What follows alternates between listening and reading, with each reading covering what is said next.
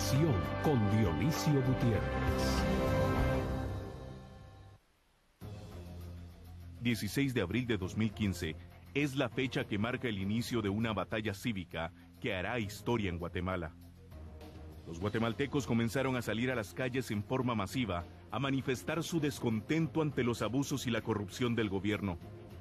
La incompetencia, sumada al descaro y la vorágine desbordada en el asalto a la hacienda pública, provocaron un grito de ¡basta ya! Pues desde la apertura democrática, el descontento ciudadano se ha venido acrecentando.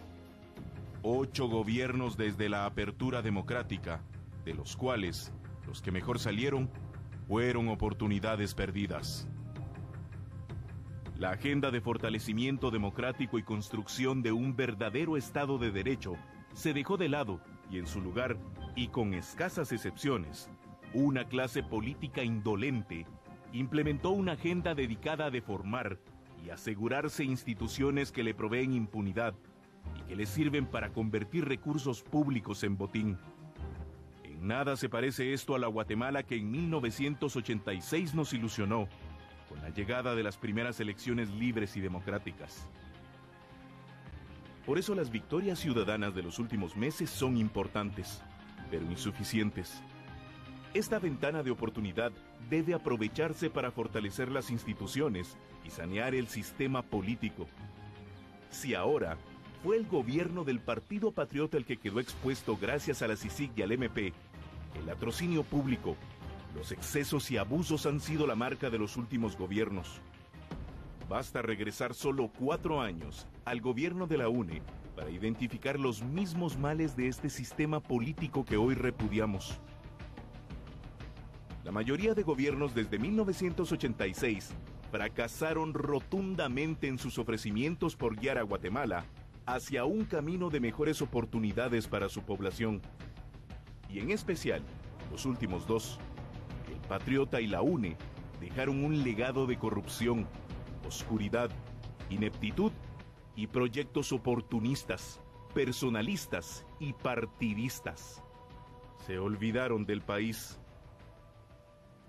Los programas sociales que son necesarios especialmente en países como el nuestro, se convirtieron en programas clientelares.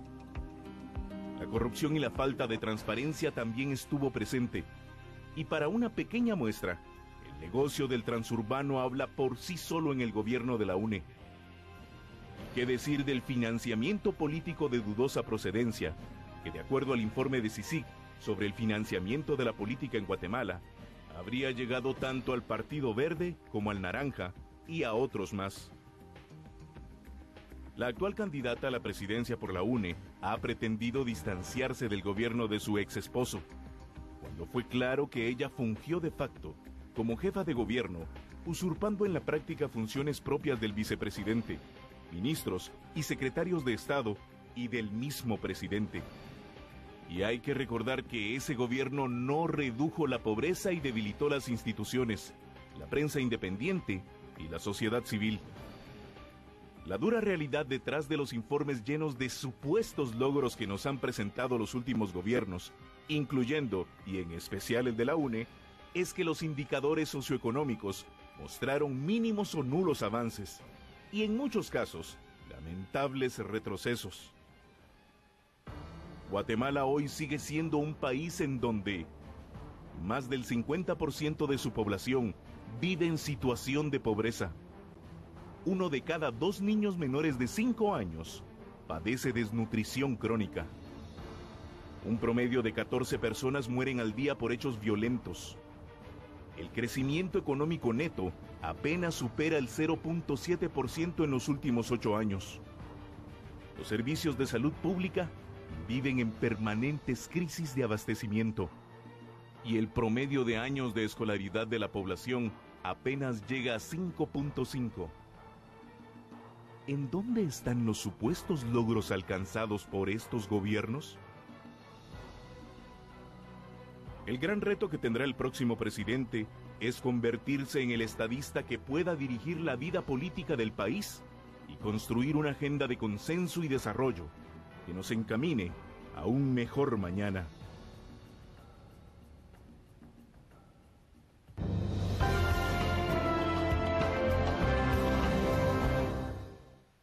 Bienvenidos a Dimensión. Hoy queremos compartir con ustedes un análisis del momento político que vive el país. Estamos a pocos días ya del siguiente proceso electoral, la segunda vuelta en la que Guatemala va a elegir presidente. Y queremos darle un vistazo a las opciones, queremos ver qué historia hay, cuál es el currículum, el corte de caja que tienen los candidatos. Y para discutir sobre este y otros temas tenemos con nosotros a un muy selecto panel de invitados. La licenciada Carla Caballeros, directora ejecutiva de Cámara del Agro, el licenciado Mario Fuentes de Starac, abogado y notario, columnista del periódico y revista Crónica, y el doctor Pedro Trujillo, director del Instituto de Estudios Políticos y Relaciones Internacionales, EPRI, de la Universidad Francisco Marroquín. Licenciadas, señores, bienvenidos a Dimensión. Sabemos que de las dos opciones que tenemos, uno, el candidato Jimmy Morales, pues de muchas maneras es un misterio, una oportunidad. Ha habido tanta información y tanta desinformación que al final el público en general llega a un punto en el que se le dificulta qué creer, qué no creer y tal.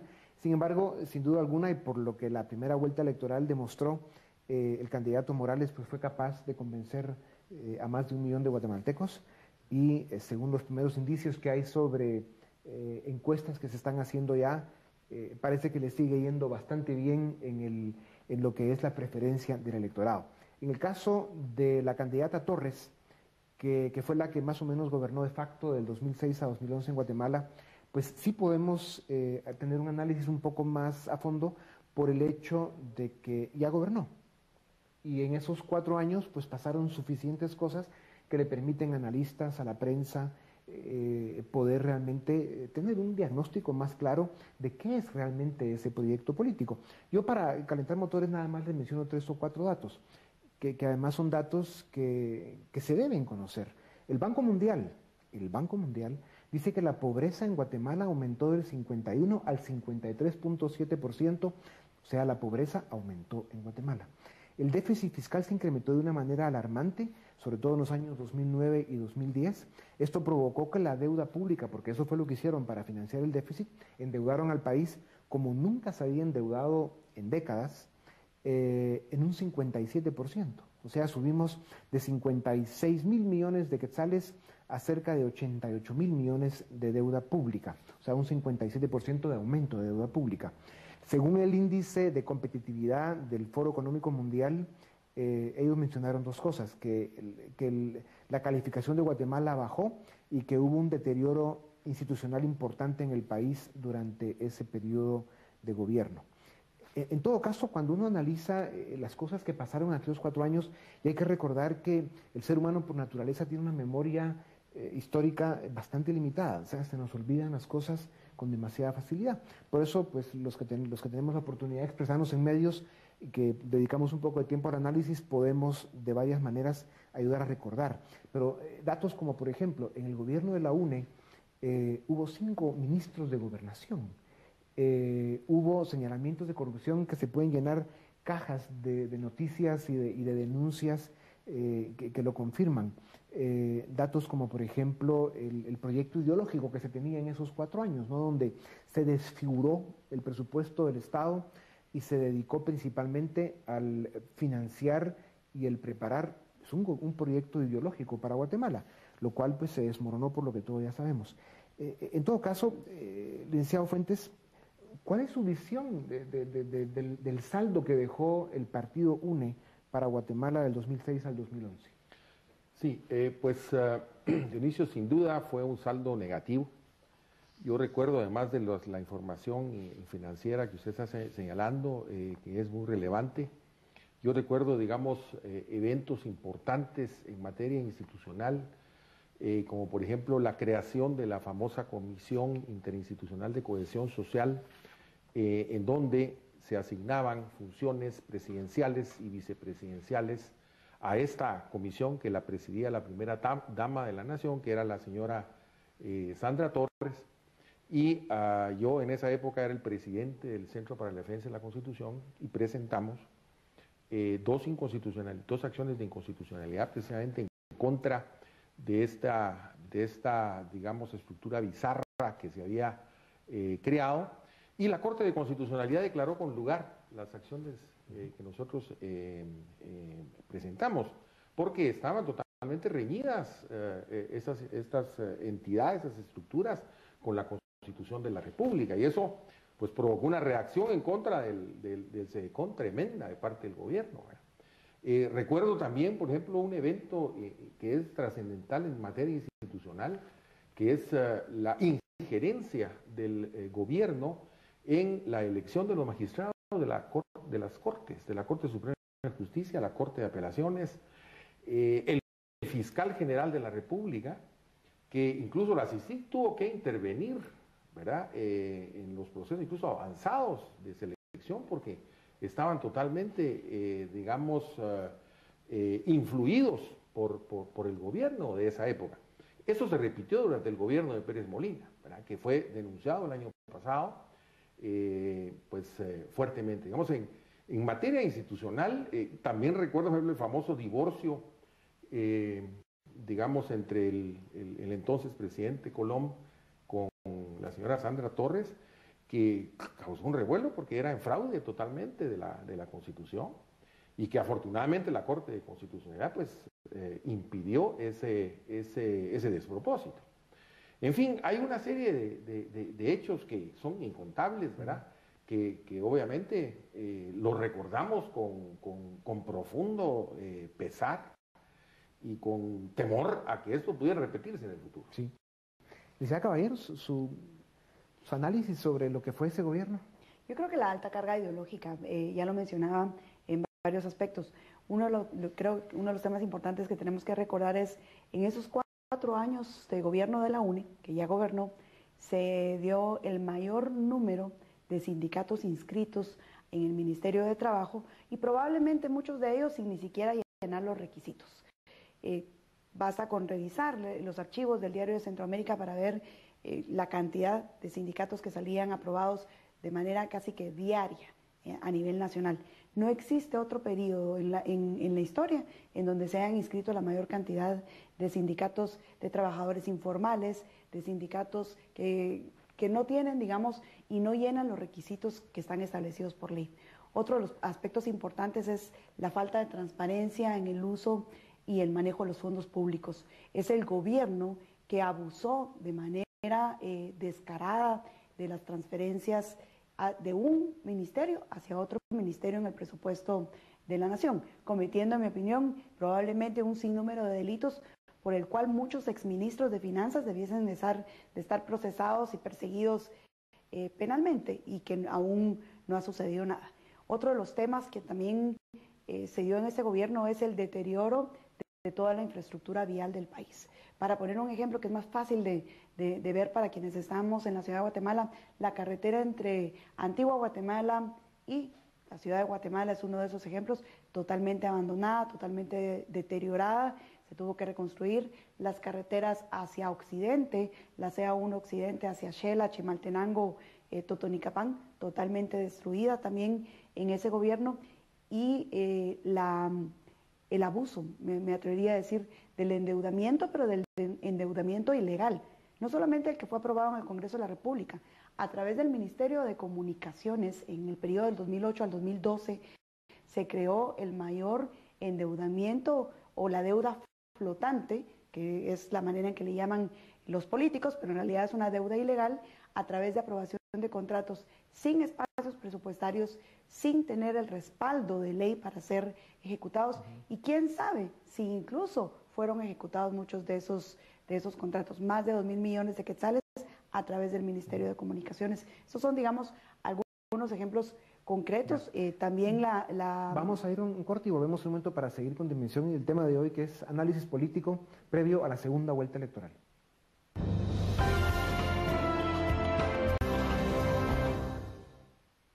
Bienvenidos, estamos en Dimensión. El tema de hoy es análisis político previo a la segunda vuelta electoral. Doctor Trujillo, al final de cuentas, el tema de los gobiernos, como de la vida, es cuestión de saldos. Hay gobiernos desde la apertura democrática en Guatemala que, digamos, en el mejor de los casos fueron una oportunidad perdida, y otros gobiernos dejaron un saldo negativo verdaderamente largo, ancho, tenebroso, oscuro, dañino para el país. Y se puede decir, sin peligro de equivocarse mayormente, que el saldo que dejó la UNE fue un saldo bastante negativo.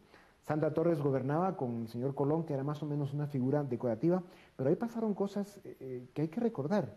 Por ejemplo, las tácticas que usaban para amenazar, perseguir, amedrentar a sus detractores, a cualquiera que criticaba a ese gobierno, en una forma sutil, por abajo, por la espalda, la forma en que amenazaban, por ejemplo, algunas de las frecuencias de radio que hay en Guatemala o incluso de televisión porque no les parecía cómo se decían ciertas cosas, o incluso hubo amenazas de muerte, muy veladas, pero muy efectivas. Ese tipo, esa forma de gobernar, ¿la ve usted como un riesgo o si llegara a ganar la UNE otra vez? Bueno, yo la veo como un riesgo porque ya la hicieron y no tuvo sus resultados exitosos porque mucha gente se opuso a ello. Vamos a poner unos ejemplos de esto. Petrocaribe. Ellos eran los acérrimos defensores de Petrocaribe, que a fin de cuentas era una táctica chavista para tomar el poder y los recursos naturales. Yo recuerdo perfectamente en los primeros años la intención que había de acercarse a Petrocaribe con lo que estamos viendo ahora a aguas pasadas de quién era Chávez, quién es Maduro y cuál es la política de Venezuela. Exactamente eso es lo que querían. Hay otra cosa de amenazas, ya que estamos con ese tema de amenazas, que no han resaltado ni Mario ni lo diré, Carla. ni Carla hace un ratito, que es las escuchas telefónicas. Recordemos aquellos micrófonos que aparecieron en el Palacio Presidencial, que nunca se supo nada de ellos, que torpemente los quitaron en vez de averiguar dónde iba, y que los informes que yo he leído daban crédito a cubanos o a venezolanos por la tecnología que era antigua. Recordemos otras cosas de suciedad política.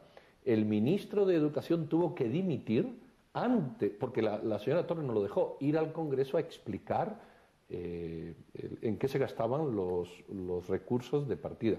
Recordemos una más, doña Inés Montenegro le tuvieron que poner un carro blindado en aquella época por las amenazas que había recibido por su persecución. Es decir, ahí había un grupo... Por denunciar actos de corrupción. Correcto, ahí había un grupo de personas alrededor de doña Sandra Torres y de Colón, porque doña Sandra Torres dice, bueno, yo no goberné. Bueno, admitamos que no gobernó, que sí lo hizo.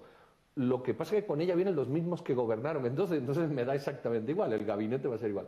Ahí había un grupo, y TGW, el director de TGW en aquella época hizo un peritaje que sirvió para Sisi, bueno, no sirvió porque Sisi lo desechó, también acusando a algunos periodistas que habían publicado, entre ellos yo, una columna de todo un contubernio contra la Sisi. Es decir, hubo unas prácticas poco claras, deshonestas, malintencionadas, y bueno, ¿quién dice que si aquello lo aprendieron ahora no lo van a perfeccionar? Claro. Licenciado Fuentes, el debilitamiento que hubo a las instituciones de la democracia en Guatemala en el gobierno de la UNE, el debilitamiento que hubo a la prensa por el ataque sistemático y la forma en que intentaron desmantelar realmente a los medios de comunicación, la forma en que se debilitó a la sociedad civil misma, la neutralizaban con muchas sutilezas y muchas tácticas. Un poquito el mismo menú que implementó Hugo Chávez en Venezuela, en lo que, digamos, fue implantando el sistema hasta que la terminó de destruir. Y así podríamos seguir, digamos, haciendo el inventario del gran deterioro que hubo en el país, de cómo la corrupción, igual de desbordada que con este gobierno, lo que pasa es que a estos los agarraron con las manos en la masa, pero en el tema de la corrupción, esto no es nada nuevo, esto no nació con el gobierno patriota, esto viene de atrás y especialmente de gobiernos que han sido claramente identificados como corruptos y como, digamos, formados por gente que llegó al poder a robar. Sin duda, ministro, por ejemplo, en materia de desinstitucionalización, el Congreso de la República, por ejemplo, empezaron los famosos listados geográficos de obras, en donde los diputados pues prácticamente se volvieron diputados constructores, ¿verdad? Usurpando totalmente funciones que le corresponden al organismo ejecutivo. El famoso desfalco del Congreso, los 82 millones de quetzales que simple y sencillamente se esfumaron. Un Congreso pues totalmente, digamos, manejado en niveles de corrupción, ¿verdad? O sea, prácticamente hubo una total desinstitucionalización del Congreso. Lo seguimos sufriendo, ¿verdad? Porque el Congreso sigue siendo precisamente un problema serio, la población repudia verdaderamente a los diputados, al Congreso como tal, que es, digamos, para mí preocupante que, digamos, el Congreso de la República esté en la picota, porque no es el Congreso como institución, sino que son básicamente sus diputados y las personas que lo integran los que han provocado la erosión de esa institución. Entonces, digamos, el Poder Judicial, ¿verdad?, con esa injerencia tremenda que tuvo el gobierno de esa época en la elección de magistrados de la Corte Suprema de Justicia, de las Cortes de Apelaciones, que incluso la CICIG, como señalaba anteriormente, trató en alguna medida de evitar esto, pero no era un CICIG como el que tenemos ahora, como Iván Velázquez. Si hubiera habido un CICIG como el que tenemos ahora, pues obviamente hubiera habido mucha gente en la cárcel, ¿verdad? Pero digamos, ahí hubo otra desinstitucionalización del Poder Judicial, ¿verdad? La Contraloría General de Cuentas fue totalmente ineficaz, ¿verdad? Y estaba totalmente cooptada, y al mismo tiempo pues se atacaban instituciones de la sociedad civil como la prensa, ¿verdad? Como usted decía, la prensa constantemente era hostigada durante ese gobierno, y consecuentemente pues eso hacía que la gente se retrajera. Había una autocensura porque, ¿verdad?, los anunciantes, por ejemplo, eran digamos hostigados a través de la fiscalización de la SAT, y entonces se abstenían de anunciar en los distintos medios de comunicación. Una grave amenaza que creo que vale la pena mencionar también es la amenaza a la inversión y al sector productivo. Recordémonos que en el gobierno de la UNE existió el intento de poner en práctica un decreto viejo, un decreto que era de fechas previas a la Constitución Política de la República de Guatemala, que pretendía obligar a cualquier poseedor de tierra a que el 10% de su propiedad tenía que estar destinada a sembrar granos básicos. Y esta fue una idea que trajo el gobierno de la UNE, que incluso de manera pública anunciaron que se iba a implementar, y que pues por lo menos la Corte de Constitucionalidad resolvió en ese momento. Desde Cámara del Agro se interpuso una acción y la Corte resolvió precisamente sobre la contradicción que existía a lo que establecía la Constitución de un decreto previo a la misma, y por lo tanto eso gana votos pero destruye el país. Por supuesto que porque son el tipo de medidas que lo que hacen es hacer más pobres a los pobres y hundir al país, sin duda.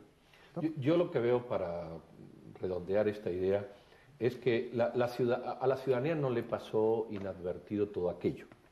Es decir, uno cuando está en la vorágine del día a día piensa que las cosas se suceden, y como se suceden a tal velocidad y tan intensamente, uno piensa que se olvida. Y ciertamente se olvida en la dinámica diaria. ¿Qué ocurre ahora? Ahora ocurre que la ciudadanía, cuando tiene que votar, piensa qué fue, qué es lo que hubo, qué es lo que pasó, y pasan por su mente los hechos de una manera más lenta y encadenada. De ahí creo yo que es el gran rechazo que tiene la señora. Yo entiendo que la UNE es un partido estructurado, posiblemente sea uno de los más estructurados. Yo también acepto que doña Sandra Torres es una persona con capacidades. Lo que pasa es que las capacidades se pueden utilizar en sentido positivo o en sentido negativo. Es una gran gestora, pero yo creo que a la ciudadanía le queda claro qué fue lo que hubo en aquel periodo del 8 al 11, quién mandó en aquel momento, qué se quiso hacer, qué se hizo, qué no se pudo hacer, pero quedó en el ambiente, cómo estamos endeudados, como tú bien dices, en un 50%, cuando los otros gobiernos habían sido un 20 y tantos más o menos, y qué es lo que se puede venir. Y de nada serviría, en mi opinión, una revolución como la que ha hecho la ciudadanía, donde ha querido escapar de esta opresión de la corrupción, si la ciudadanía no reaccionara como ha reaccionado en primera vuelta, que ha sido desplazarla a un segundo lugar. Y yo creo que en esta que viene es muy posible que también la desplace a un segundo lugar. Sí, un dramático aumento del déficit fiscal, un aumento de la deuda pública en un 57% en un periodo de 4 años, que eso para cualquier país es un drama. Y luego toda esa manipulación que hubo de transferencias, de presupuesto de diferentes ministerios, de unos a otros, y todo con muchísima oscuridad. Y todo era para financiar un proyecto electorero, clientelar, ¿verdad? Que cuando uno luego ve el que no se sacó a un solo pobre de la pobreza, sino al contrario, del 51 subimos al 53.7. La infraestructura tuvo un deterioro en el país brutal en esos 4 años. La sanidad con los medicamentos, aquellas compras sobrevaloradas. Salud, educación. De hecho, en el tema de educación, el índice de educación que se analiza para el caso Centroamérica, Guatemala fue la peor calificada junto con Nicaragua. Entonces realmente uno se da cuenta que hay que poner atención a la historia, que además es muy reciente, y el saldo que dejó aquel gobierno, la verdad, para Guatemala, como otros que han pasado, verdaderamente desastroso. Volvemos en un momento para seguir en dimensión con el tema de hoy, que es análisis político previo a la segunda vuelta electoral.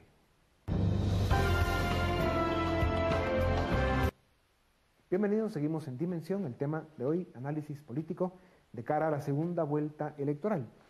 Regresando un poquito a lo que nos espera, bueno, quedan pocos días, sí se ha visto poca campaña, hay incluso muchas reuniones más o menos privadas de los candidatos con los diferentes sectores de la sociedad, pero a nivel nacional se ve poca campaña. ¿Cuál es la razón?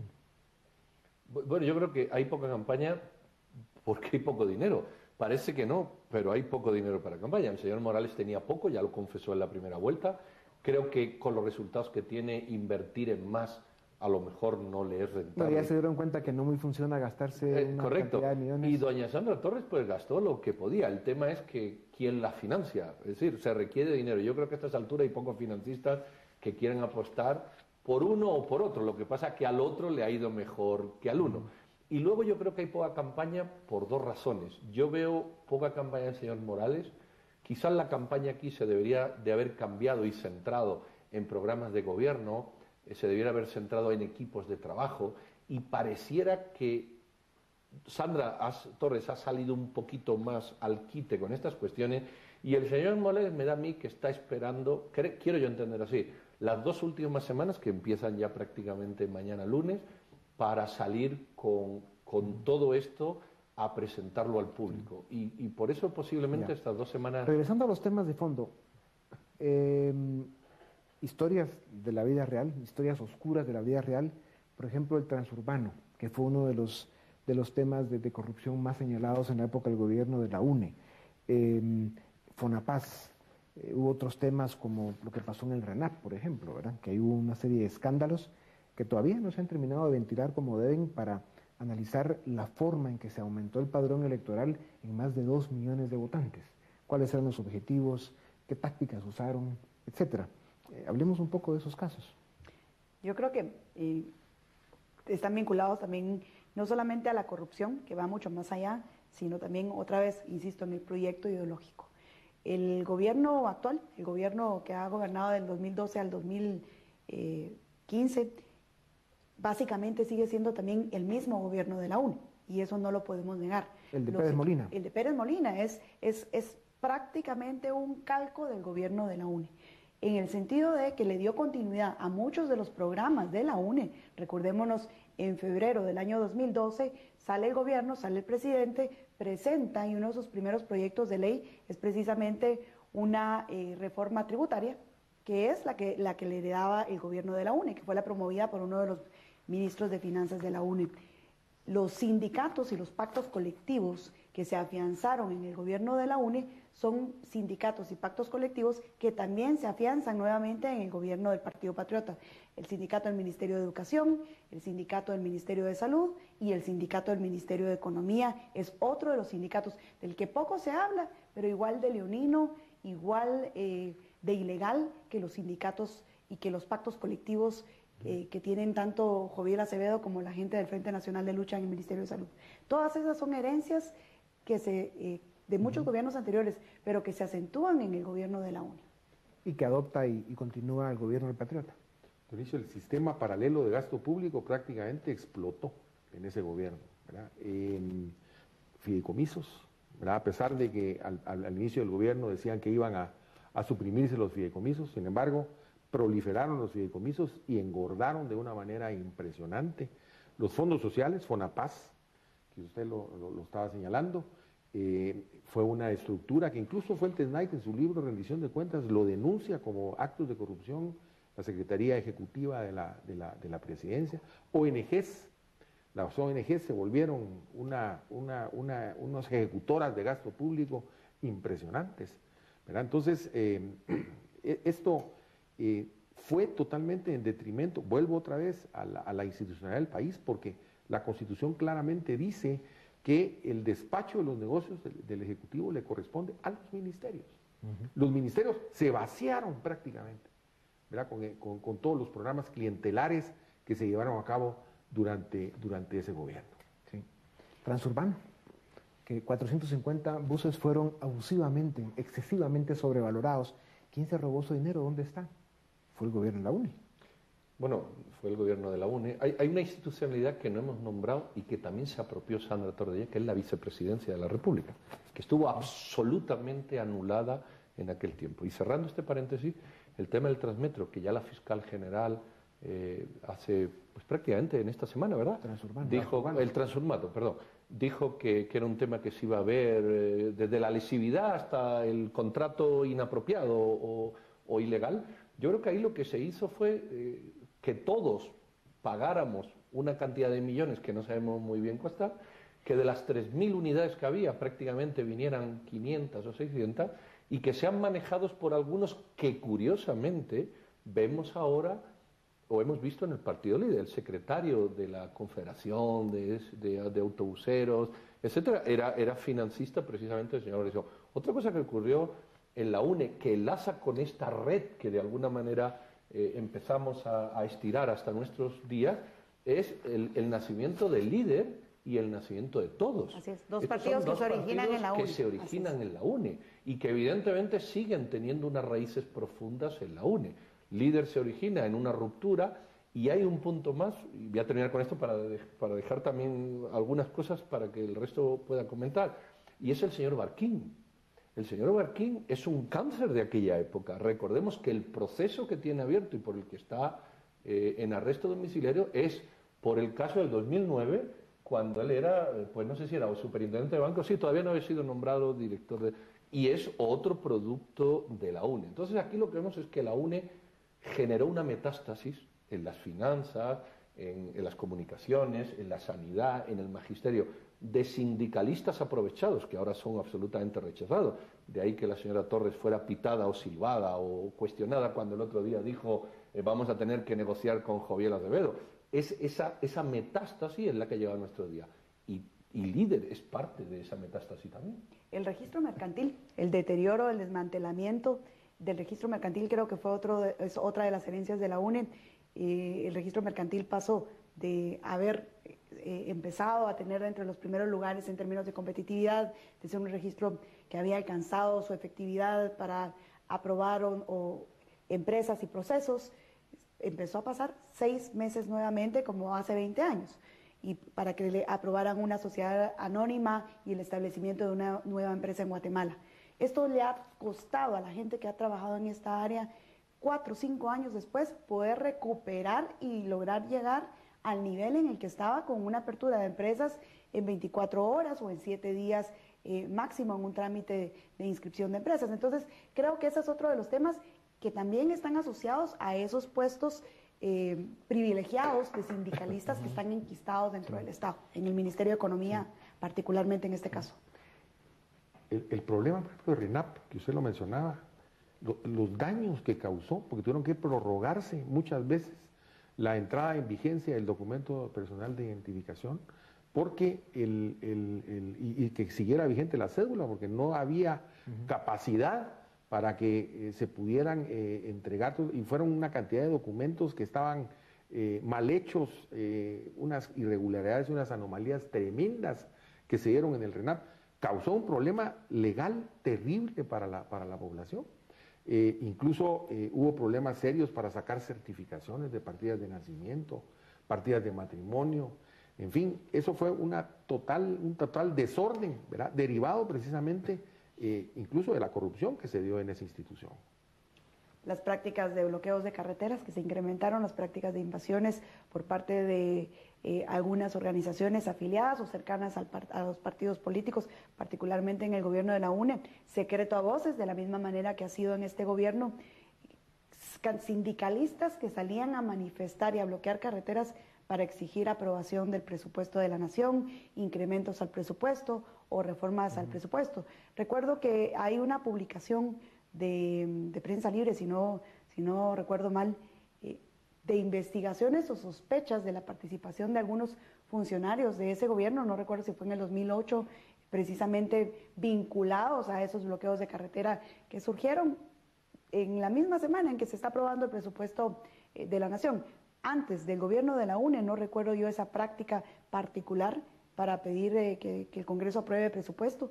Esta fue hasta donde yo recuerdo, son los primeros y se ha repetido de manera constante durante este gobierno. La CICIG recientemente, cuando empezó a hacer público la investigación del financiamiento de los partidos políticos, se refiere en una parte a las fuentes de financiamiento del partido UNE. Y hay cuestionamientos que son verdaderamente serios. ¿Quién de ustedes recuerda algo del tema y cuál es la conclusión que sacan de esto? Mencionan a Gloria Torres, la hermana de Sandra Torres, como una...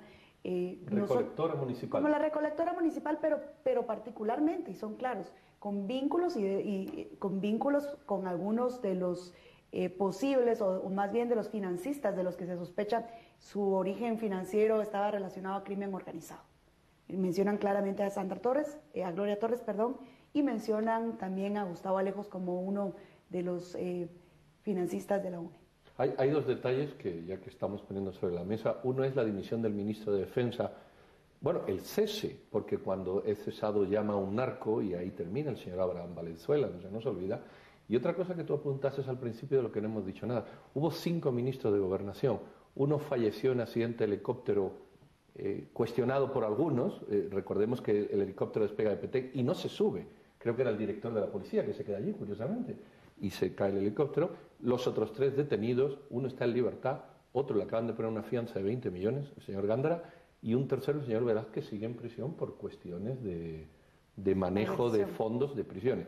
Es decir, que no son cosas menores. Sí. Y Blanca Lapola, la directora de la policía, hermana de uno de los diputados que todavía está en la UNE, está procesada por ejecución extrajudicial. Marlene Blanco Lapola. Marlene Blanco. Y si se hubiera descubierto lo que el señor Barquín hacía desde la época de la UNE, también estaría en la cárcel. O sea, la forma en que seleccionan a sus funcionarios y la libertad que tienen para hacer uso y mal uso del dinero del pueblo es verdaderamente de vergüenza. Volvemos en un momento para seguir con Dimensión, análisis político antes de la segunda vuelta electoral.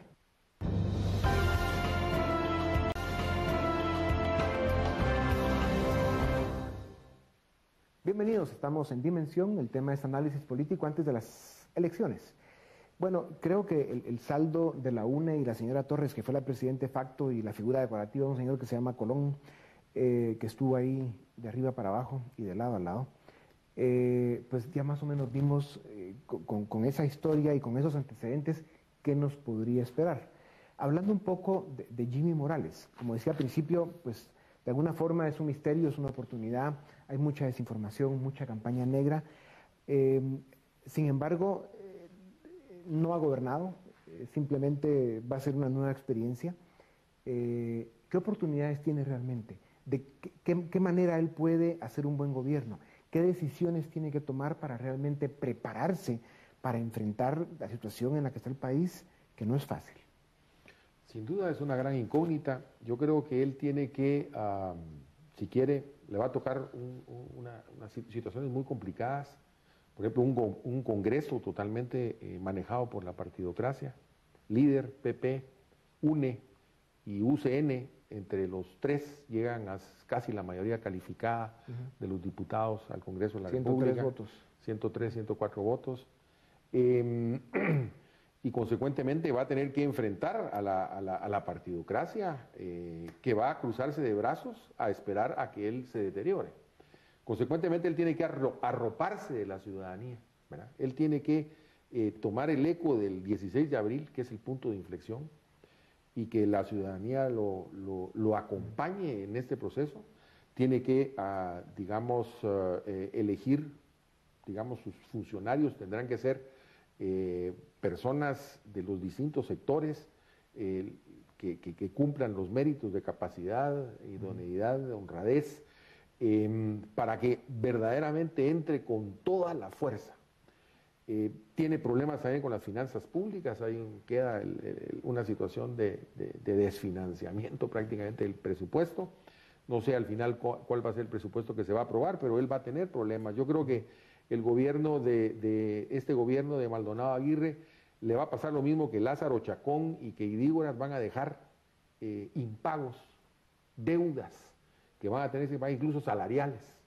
Yo me temo, ¿verdad?, que la situación es tal que incluso el nuevo gobierno va a tener que hacerle frente al pasado, ¿verdad?, y tener que buscar los recursos para... Y eso lo va a lograr siempre y cuando mantenga su credibilidad y que le siga dando confianza a la ciudadanía. Y con eso puede enfrentar con fortaleza a esa partidocracia que está esperando que él se deteriore rápidamente. A mí me ha recordado la frase que de Churchill de sangre, sudor y lágrimas. Lo que no podemos los ciudadanos es esperar que esto cambie de un día para otro sin costo. Esto tiene un costo, que es económico, social, político. ¿Quién es Jimmy? Un auténtico desconocido. Pero como todo lo desconocido tiene dos vertientes. La negativa, que puede ser peor de lo conocido, y la oportunidad, que era lo que tú decías, que puede ser mejor que lo conocido. Yo concuerdo con Mario en este sentido. Aquí Jimmy tendría que hacer una estrategia de presentar 3 cosas posibles, porque no hay más cosas por hacer que 3 posibles, al menos 3 por año, no podemos pretender hacer 300. 3 cosas posibles, es decir, definir las prioridades. La ciudadanía le está alimentando cuáles son: reforma de la ley electoral del partido político, la ley de servicio civil, la reforma del sistema penitenciario, en fin, sabemos todo cómo está. La ciudadanía no debe de cejar en retroalimentar este sistema, y el señor Morales, yo creo que su esfuerzo lo tiene que volcar en ver de quién se puede fiar, es decir, hacer un equipo fiable de técnicos. Al final él solo va a tomar decisiones, y las decisiones se toman sobre la base de alguien técnico que presente opciones viables y posibles, y él tenga la capacidad de tomarla. Si él esas decisiones se apoya en lo que la ciudadanía le retroalimenta, la ciudadanía entendida como un colectivo total, no como grupitos de presión.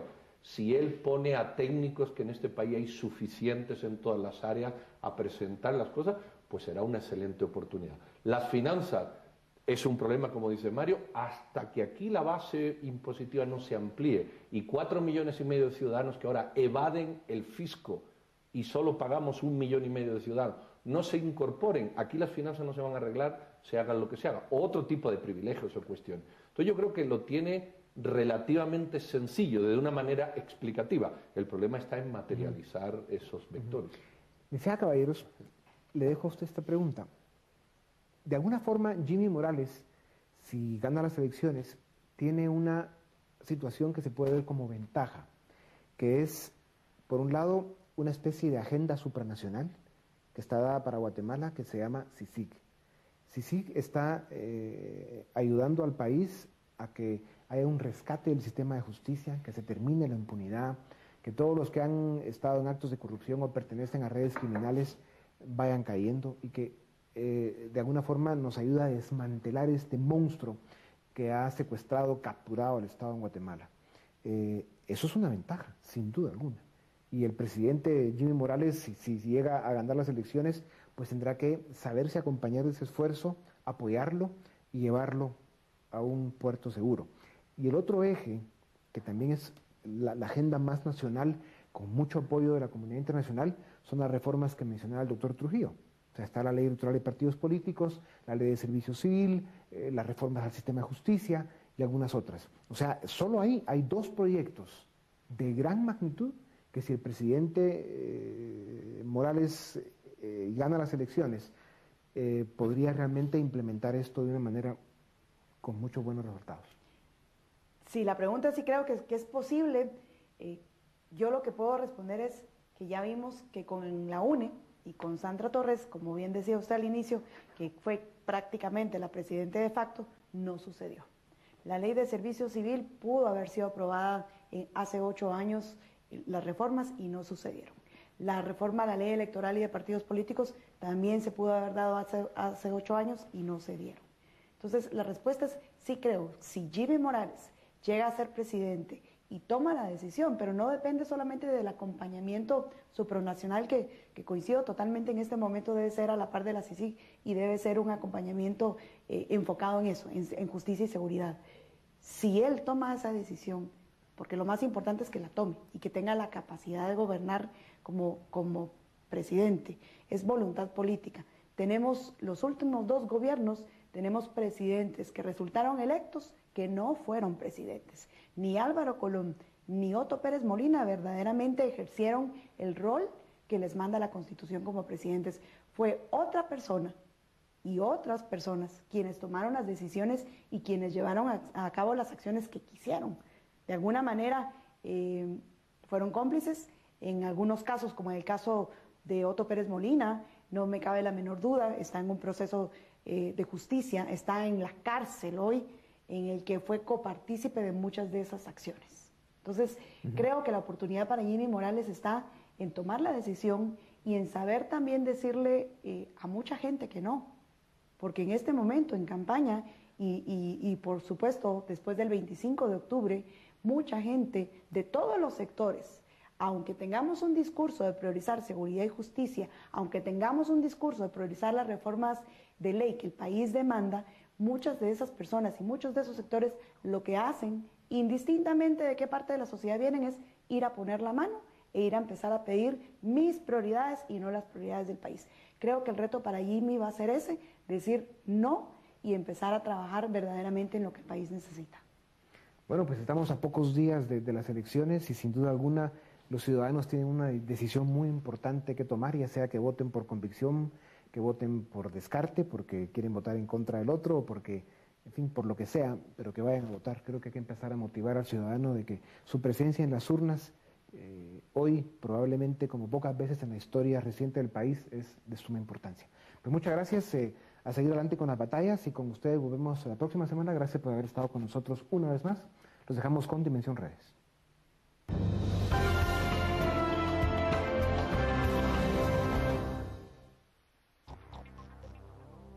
Preguntamos a nuestros amigos en redes sociales, ¿cuál crees que es el mayor daño que le han hecho a Guatemala los últimos gobiernos? Luqui Alfaro de Arredondo dijo, el mayor daño ha sido establecer con operatividad los desfalcos y usar procesos de compras y contrataciones para beneficiar a los gobernantes y sus allegados, ya que se puede revisar en Guatecompras y se encontrará que usan lo legal para cometer ilegalidades, ya no digamos toda la red de corrupción que cuesta el desarrollo social y vidas de guatemaltecos. Olguita Pérez agregó, la corrupción que nos ha quitado salud, educación y seguridad. También pretender que regalando migas como las bolsas solidarias acabarán con la pobreza, cuando lo que se necesitaban son proyectos de sostenimiento y desarrollo en las comunidades. Maritza Silva de Reyes comentó, la corrupción y el robo descarado que ha anulado casi por completo la prestación de los servicios básicos que un gobierno está obligado a dar, como educación, salud, seguridad, etc.